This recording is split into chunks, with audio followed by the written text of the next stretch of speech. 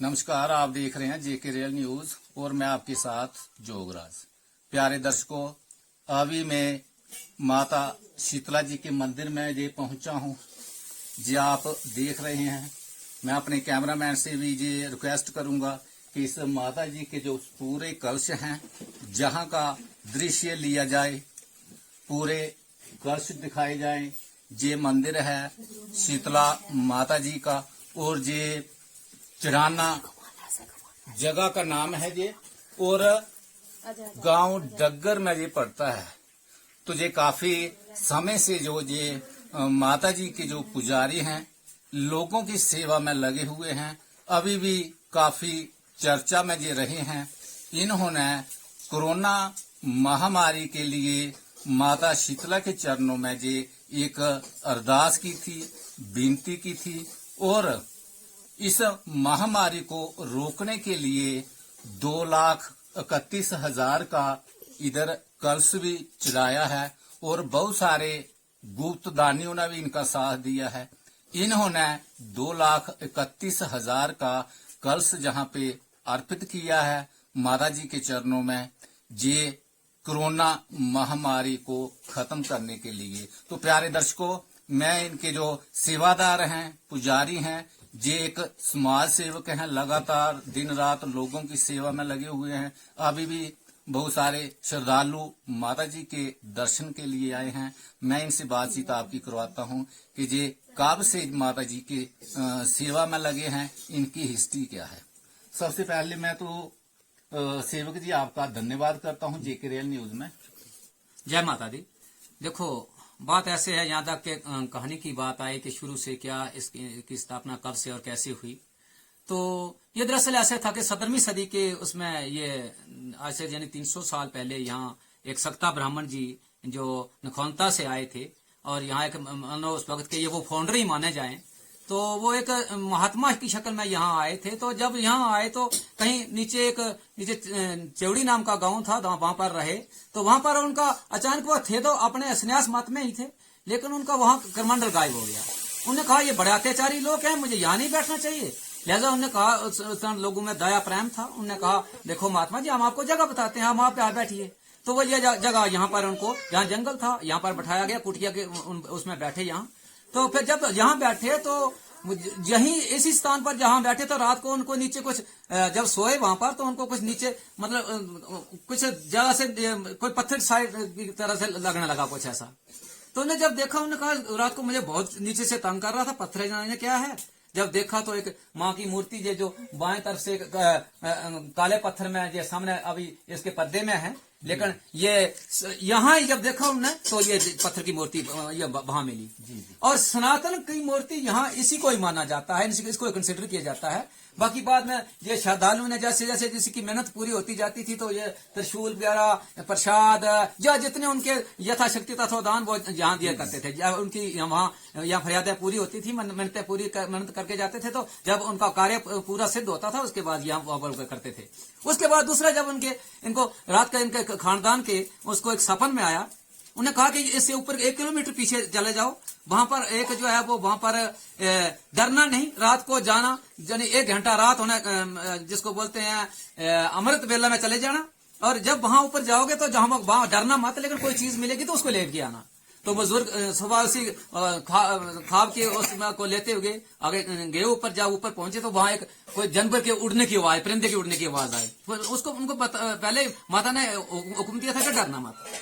तो जब वहां पर वो डरे नहीं और गए नीचे, तो वहां पर एक पत्थर की मूर्ति, एक मार्बल साइड में श्वेत पत्थर, इसके साइड में एक पास में बैठी है। यहाँ ये अभी मैं बताऊंगा, ये पत्थर की मूर्ति, ये मार्बल में एक श्वेत पत्थर की, उसमें ये मूर्ति यहाँ पर उनको ये मिली थी। तो इसके बाद जो है इनका यहाँ पर लोगों का आना जाना, लोगों का यहाँ श्रद्धा इनके प्रति बढ़ती गई। जो यहाँ आया उसको जो कोई बीमारी कष्ट था वो दूर हुआ। यहाँ पर शुरू में 1800 सदी में, 18वीं सदी में जो था वह एक चीचे की बीमारी बहुत भयानक आई थी। तो उस टाइम के सीधे साधे लोगों ने यहाँ पर एक मेहनत की कि इस बीमारी से हमें निजात दिलाई जाए। जब माता के मंदिर में प्रार्थना की जाती है, सच्चे दिल से की हुई प्रार्थना जरूर रंग लाती है। तो सच्चाई भाव से भक्ति है, भाव था, हम लोगों का प्रेम था। God is love and love is God, परमात्मा प्रेम है। तो वहीं जब उनसे प्रेम भरी उनने आवाज दी तो 18वीं सदी में जो था वो चीचक के, आज भी जहां पर किसी को चीचक का बीमारी हो या कोई जैसे जानवरों को कोई बीमारी महामारी आ गई, तो जब यहाँ मेहनत करके जाते हैं तो यहाँ के जो खानदान वाले, यहाँ जो पुजारी, वहां मेन पुजारी बैठा होता है, तो वो कुछ किस्म के जो बुजुर्गों द्वारा उनको जो नसीहत के जो उनको बताए गए, नुस्खे बताए गए, उसके मुताबिक जब वो वहां इलाज के लिए कुछ करते हैं तो वो बीमारी दूर होती है। जैसे चीचक हुआ, पशु में ये कोई बीमारी का आना, बुखार आना, वो करना, इस किस्म के तो बहुत किस्म की बीमारियां जहां दूर होती हैं। अभी हाल में एक डोडा से मेरे एक साथी थे, तो उनको कहीं पूरे शरीर में एलर्जी हो गई। जम्मू में उन्हें काफी इलाज कराया, बोले भैया मैं ठीक बचने वाला नहीं। तो फिर उसके बाद मैंने मन में सोचा कि किसी का कष्ट के लिए प्रति प्रार्थना करनी चाहिए। जी। तो मैंने उनको यहाँ से प्रार्थना चेला के द्वारा प्रार्थना की, एक दिन में ही उसको वो ठीक हो गया। और वो डोडा से मन्नत करने के लिए बोलता कि मैं भी वहां जरूर आऊंगा। फिर इन्हें चेला ने मना किया कि ठीक है, इससे पहले जो था रेलसर में हम इनका इष्ट मानते थे, तो अब यहाँ आने के बदले वहां कुछ जो अपनी यथाशक्ति वहां प्रसाद चढ़ा देना, जो कर देना, और आप ही ठीक हो जाओगे। तो कहने का मतलब है जितना भी जब दुनिया में महामारी कोई आई, अभी जो कोरोना महामारी जो फैली, तो हम लोग सीधे साधे थे। यहाँ पर जब डर गए, सभी डर गए, भय बिना भक्ति नहीं। जब डर गए तो यहाँ पर लोगों ने 2 मंडल होते हैं, इसके भुल्ली मंडल और बज्ञान मंडल। यहाँ कम से कम 100-200 आदमी उस वक्त इसके वो नियम को तोड़ते हुए यहाँ आ गए और फरियाद की माता के आगे कि माता इस महामारी को भगाओ, भारत से भगा दो, पूरी दुनिया का ही भला हो।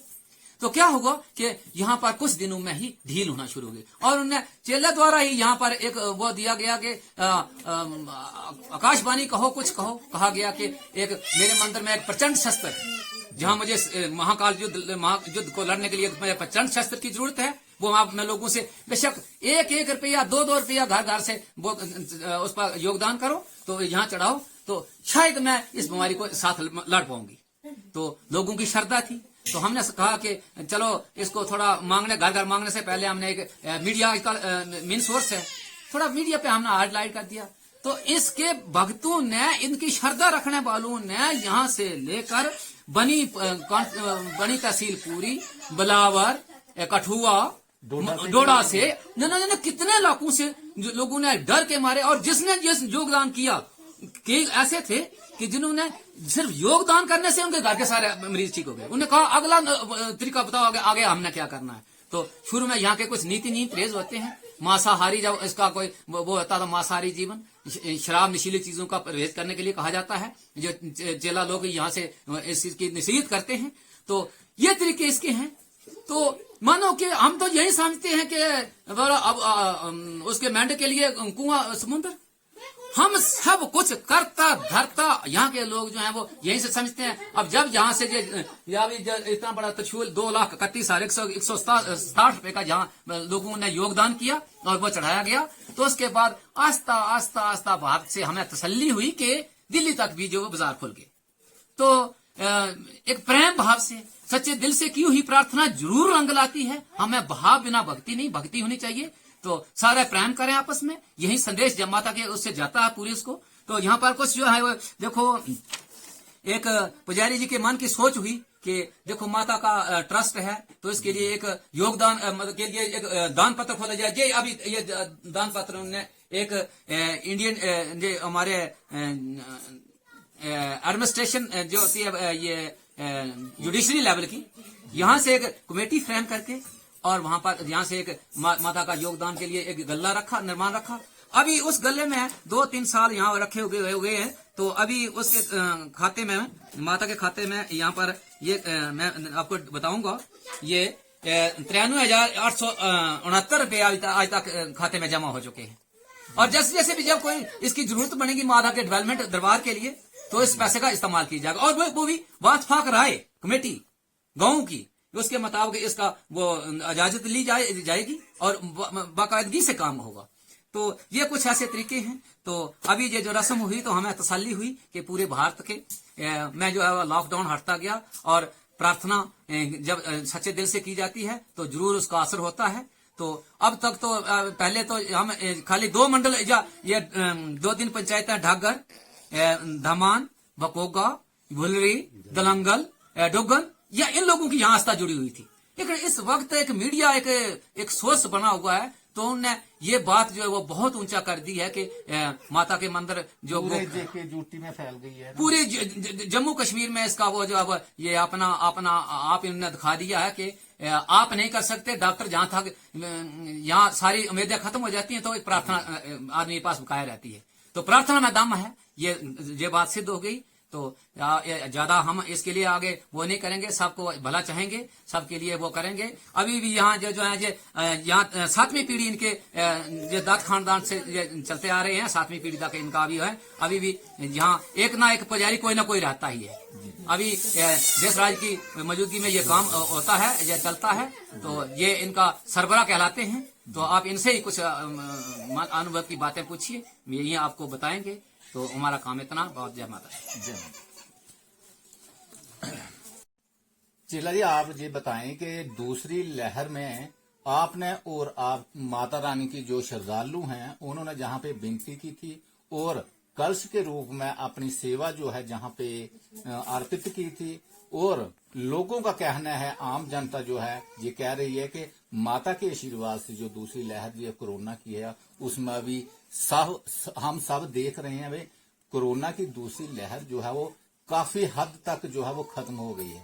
तो सरकार का ये कहना है कि अभी तीसरी लहर भी आने वाली है।